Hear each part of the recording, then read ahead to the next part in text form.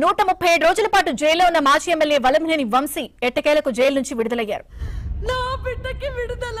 First అయితే ఒక like కొట్టి పూర్తిగా వీడియోని కంటిన్యూ చేయండి. Hello sir. Hello sir. Hello లేదు సార్, జైలు దగ్గరే ఉన్నాము. గంట అయింది.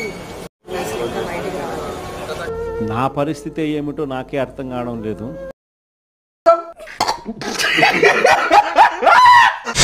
అయ్యి బాబు సార్ వచ్చేసారు. సార్ సార్ సార్ నమస్కారం సార్. నమస్కారం. గట్ట పదిరింది సార్. బాబీ సడన్ గా ముసలుడు అయిపోయి డ్రెస్సులు వేసుకుంటాను. ఏం హాలత్ అయిపోయింది. నమస్తే అన్న. దండా చిన్నదే, దండం చిన్నదే. నాకు రెస్పెక్ట్ కావాలి, దానికి పైసలు కావాలి. అమ్మ ఇదేమి హింస, ఇంత హింస ఎప్పుడు పెట్టలేదు. అయ్యా లోపలంతా అంత సవ్యంగానే జరిగింది. అత్యంత దారుణమైన అనుభవం చవి చూశాను. ఆడెప్పుడో ముసలాడైపోయాడు సార్. మెయింటెనెన్స్ సరిగలేక అసలు ఇప్పుడు బయటపడింది. మీరు చేసినటువంటి వేధింపుల వల్ల నన్ను ఎంత దారుణంగా హింసించారంటే, ఏంటాది గారు ఎంత పని జరిగింది? మహా దుర్మార్గులు అందరూ కలిసి మిమ్మల్ని ఈ స్థితికి తీసుకొచ్చి వదిలేశారు. వల్లభనేని వంశీ గారిని అరెస్ట్ చేసి 140 రోజులు అనారోగ్యంతో ఉన్నా కూడా వంశీని టార్చర్ చేశారన్నారు ఆయన.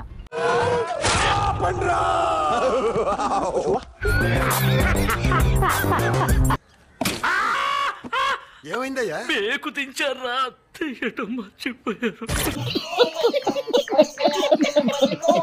వంశీ మొత్తం 138 రోజులు జైలు జీవితం గడిపారు. పెట్టిన అంటే 140 రోజులు ఎలా అంటే ఎలా ఉందన్నా? బత్ ఇంజెక్షన్ ఇవ్వకుండా పెద్ద ఆపరేషన్ చేసుకున్నట్టు ఉంది. కక్ష సాధింపుగా లోపలేశామకంగా అతని ఆరోగ్యాన్ని కుళ్ళబెట్టడం ద్వారా జైల్లో ఉన్నప్పుడు ఆయన అనారోగ్యానికి గురయ్యారు. చిత్రహింసల్లో ఏం లోటుపాట్లు లేవు కదా.